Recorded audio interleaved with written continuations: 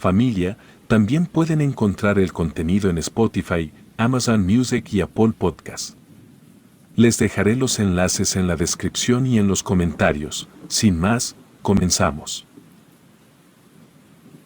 En la oscuridad nocturna, cuando las sombras se alargan y la mente se sumerge en preguntas sin respuestas, existen lugares que despiertan nuestros temores más profundos.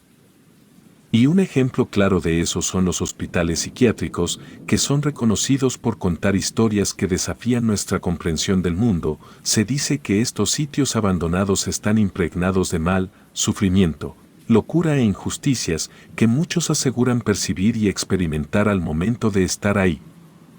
Mi nombre es Alejandro y me gustaría contar algo que me sucedió hace un tiempo. Fue en mis años de juventud, en los cuales me puse a trabajar como vigilante de seguridad ambulante. Iba sin rumbo fijo, me presentaba en la empresa a las 5 de la mañana y ahí me indicaban dónde debía realizar la vigilancia. Normalmente, me destinaban a cadenas de restaurantes, centros comerciales y depósitos y las vigilias duraban 24 horas. En fin, una de esas mañanas me dijeron que había un nuevo lugar que necesitaba de nuestra seguridad. La remuneración asociada a esa propuesta era atractiva, casi 3 veces más de lo que ganaba, por lo tanto acepté. Mi supervisor me llevó al sitio mientras señalaba las rutas que podía tomar para llegar directamente. Además, me indicó que tendría un compañero de vigilancia. Nos proporcionarían radios para mantenernos comunicados y también me instruyó sobre algunas normativas que debíamos seguir. Me pareció extraño pues eso jamás pasaba, porque ya sabíamos hacer nuestro trabajo normalmente, pero en ese momento no le di mayor importancia. Bueno, al llegar al servicio, miré a los 2 vigilantes a los que íbamos a sustituir, ya estaban recogiendo sus pertenencias para retirarse. Sin embargo, noté algo inusual en ellos. Nos dieron la bienvenida al llegar, pero después, no dirigieron palabra ni al supervisor ni a nosotros. Lo único que mencionaron fue que todo lo que necesitáramos estaba en el libro de registro. Lucían exhaustos, demacrados, como si no hubieran descansado y estuvieran notablemente nerviosos. Una vez que llegó mi compañero, el supervisor nos guió por el recorrido del lugar. Entonces nos dimos cuenta de que era un viejo centro psiquiátrico que llevaba tiempo cerrado, pero que aún requería vigilancia debido a la cantidad de equipos médicos, camas, pantallas y cajas llenas de documentos que permanecían ahí. No era de grandes dimensiones, la planta baja tenía la recepción, algunos despachos administrativos, una sala de espera y el área de vigilancia. En el nivel intermedio estaban las zonas de hospitalización, habitaciones, baños y espacios de uso general y el piso superior comprendía el área de cuidados intensivos y otras secciones más complejas. Aunque estaba clausurado, por lo que no era necesario mantener vigilancia ahí. Tras mostrarnos el perímetro a proteger, el supervisor nos alertó sobre los eventos que ocurrirían esa noche. Nos dijo que ese lugar estaba completamente deshabitado y que solo nosotros teníamos acceso, que si alguien intentaba llevarse algo, no lo permitiéramos, a menos que la empresa lo autorizara. Nos dijo que podíamos comer cuando quisiéramos. Además, nos dijo que había 3 reglas que debíamos seguir sin fallas. Primero, que nunca nos separáramos. Segunda, que cerráramos la puerta principal a medianoche y la abriéramos antes de las 5 de la mañana. Tercero, que evitáramos las habitaciones de enfermería y el piso superior. Lo dijo fuerte y claro. Además nos dijo que si cumplíamos esas normas, no tendríamos ningún problema. Los radios eran para mantener comunicación en caso de pérdida visual. Si necesitábamos ir al baño, debía acompañarnos nuestro compañero y esperar afuera, sin importar lo incómodo o extraño que pareciera. Y por último, nos informó que los supervisores pasarían entre las 6 y las 10 de la noche y el siguiente entre las 4 y las 8 de la mañana. Cuando el supervisor se retiró, mi compañero comentó lo inusuales que eran esas reglas y su falta de interés en ir al baño acompañado. Con esas palabras, se dirigió hacia la caseta. Por mi parte, me quedé vigilando el patio y sus alrededores. El límite de la propiedad se extendía unos 60 metros desde la entrada principal hasta los muros de casi 6 metros de altura.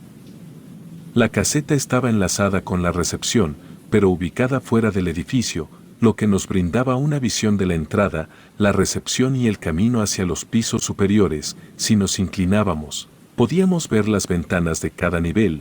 El lugar era sumamente tranquilo, ya que ni siquiera se escuchaba el paso de automóviles cercanos. La caseta no era muy espaciosa, pero albergaba una mesa larga, un panel de control con varios interruptores para las luces, un reloj en la pared y 2 sillas giratorias. Su estructura estaba formada por concreto hasta la altura de 1,5 metros, desde donde continuaba con vidrio laminado hasta el techo. En fin, a las 3 de la tarde, me acomodé debajo de la mesa para descansar, manteniéndome alerta durante la noche. Poco tiempo después sentí un golpe en el pie y miré a mi compañero, visiblemente intranquilo. Mientras se alejaba de la caseta y se dirigía hacia las escaleras, me informó sobre ruidos que había escuchado en la planta superior. Aún adormilado, lo seguí, recordando la regla de no separarnos, aunque no estaba muy cómodo con eso. Como todavía había luz solar, no llevamos lámparas ni encendimos la luz. Al subir las escaleras, había 2 largos pasillos. A la derecha estaban las habitaciones, enfermería y baños, mientras que a la izquierda había una sala amplia que parecía destinada a terapias grupales por la cantidad de sillas ahí. Como las habitaciones estaban cerradas y del otro lado del pasillo eran cuartos sin puertas, verificamos que no hubiera nadie. Después de la inspección, mi colega entró al baño disponible y en funcionamiento. A pesar de sus objeciones, me uní a él en el baño, manteniéndome a cierta distancia, y al salir y girar hacia las escaleras, percibí un movimiento fugaz a mi izquierda, a poca distancia. Sin embargo, al mirar directamente, no había nada ahí que captar. La tensión se disipó cuando mi compañero me cuestionó sobre mi detención. Guardé silencio y al girarme, señaló algo peculiar. Dijo que eso estaba en el suelo cuando estábamos con el supervisor, señalando un maniquí que estaba tendido frente a la entrada de la enfermería. La habitación no tenía puerta y el maniquí estaba en el umbral de la entrada.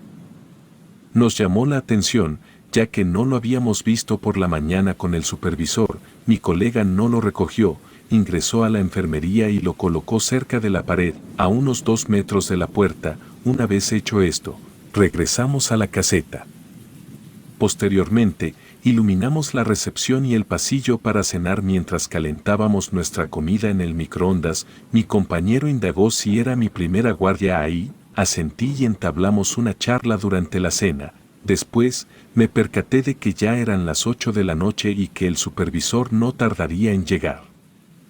Cuando apareció, revisó rápidamente el registro, nos interrogó brevemente y se retiró con prisa. Nos extrañó su apresuramiento. Apenas estuvo ahí 5 minutos, cerré la puerta tras su marcha y al girar, noté la luz encendida en una de las habitaciones del piso intermedio. Desde ese momento, el hospital se transformó en un escenario inquietante, anticipando el inicio de una noche aterradora que pondría a prueba mi valentía.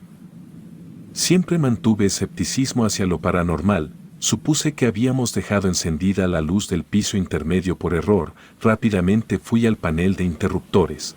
Mi sorpresa fue ver que todos estaban en posición de apagado, excepto los de la caseta y el pasillo, los cuales teníamos encendidos. Le comuniqué esto a mi compañero, aunque dudó de mi percepción. A pesar de su desconfianza, acordamos revisar los interruptores del piso intermedio. Todos permanecían apagados, así que subimos con nuestras linternas. Nos dirigimos a la habitación donde había visto la luz y no encontramos nada. Desde lejos se habría notado si el cuarto tenía la luz prendida y mi compañero empezó a regañarme, diciéndome que este trabajo era serio, que no anduviera inventando cosas. De regreso a la caseta, pensaba que tal vez había visto mal y fui a prepararme una taza de café. Luego de un rato, mi compañero salió de la caseta y se dirigió al baño. Dejé mi taza en la mesa, dispuesto a acompañarlo siguiendo la regla de no separarnos. No obstante, mi compañero empezó a insultarme y a decir que esas reglas eran solo invenciones mías y del supervisor, que nos pusimos de acuerdo antes de que él llegara. Se marchó mientras seguía soltando comentarios agresivos, pero decidí no prestarle atención y seguí en lo mío. Entré a la caseta y me senté mientras tomaba café y miraba por la ventana hacia la puerta de la entrada, dejando a mis espaldas la puerta de la caseta. De repente, la puerta de la caseta se cerró de golpe y volteé rápidamente pensando que había sido mi compañero. Sin embargo, al no verlo ahí, asumí que había sido el viento el que la había cerrado. Ya que la puerta de la entrada estaba abierta y una corriente de aire pudo haberla empujado, me levanté y abrí la puerta, pero no vi a mi compañero cerca. Di unos pasos y salí por la entrada principal para ver si había salido a fumar, pero no estaba ahí. De repente, un grito aterrador rompió el silencio. Pensando que provenía de mi compañero, entré rápidamente en la caseta y encendí todas las luces de la planta intermedia. Mientras subía las escaleras y alcanzaba la mitad del pasillo, lo encontré. Caminaba lentamente con un semblante de terror y entre susurros me advirtió que no entrara y que nos fuéramos de ahí. Intenté ayudarlo, pero se apartó y bajó las escaleras mientras yo me dirigía al baño, asumiendo que se había caído y le daba vergüenza admitirlo. Cuando iba por la escalera, miré hacia el pasillo que llevaba a la enfermería y vi el maniquí que mi compañero había recogido. Estaba colocado en el marco de la puerta exactamente como lo habíamos dejado horas atrás. Al regresar a la caseta, mi compañero se negó a sentarse y se acostó en el suelo, con la espalda hacia mí. No dijo ni una palabra. Solo emitió ruidos de dolor entrecortados mientras respiraba. El tiempo transcurrió y el silencio nocturno envolvía el hospital. Mientras el reloj marcaba más de medianoche, cerré la puerta principal y apagué las luces de la planta intermedia y del pasillo, sumiendo el edificio en una oscuridad inquietante, dejando solo la tenue luz de la caseta, y sentí que algo no estaba bien. Mi compañero sudaba y sus gemidos apenas audibles me mantenían preocupado. Me incliné para escucharlo y tratar de entender qué susurraba, cuando en ese momento golpearon 3 veces el vidrio de la caseta. El ruido fue tan fuerte que sin pensar, me levanté de un salto golpeando la mesa mientras lo hacía. A través del vidrio no se veía nada, así que antes de abrir la puerta de la caseta, encendí rápidamente la luz del pasillo. Mi corazón latía con fuerza esperando encontrar una explicación, pero solo encontré el pasillo vacío. Un escalofrío recorrió mi espalda mientras escudriñaba en busca de alguna señal. Algún indicio de que había causado esos golpes en el vidrio. El silencio y la falta de presencia añadieron un manto de terror a la noche. Salí de la caseta para verificar si la puerta seguía cerrada. Mis pasos resonaban en el silencio de la noche mientras caminaba hacia las escaleras. Avancé unos pasos y al tocar el pasamanos de la escalera, escuché como si alguien estuviera corriendo en la planta de en medio. Recordando la regla de no separarnos, corrí de regreso a la caseta. Aunque el recorrido de las escaleras a la caseta era corto, me pareció mucho más largo de lo normal y tenía una sensación de ser observado y de que al voltear vería algo. Por ello, corrí directamente sin mirar a los lados. Al llegar a la caseta, miré el reloj y marcaba las 2:40. Me di cuenta de lo mucho que faltaba para el amanecer. Repentinamente escuché pasos afuera de la caseta. Salí al pasillo solo para sentir esos pasos acercándose. El aire se volvió espeso y frío, con un olor a descomposición que se colaba en mis fosas nasales. A pesar del mal olor, no pude ver nada y en ese momento decidí cerrar la puerta de la caseta, ignorando todos esos ruidos, pues sabía que no podía hacer nada de todas formas. Fue entonces cuando escuché a mi compañero susurrar.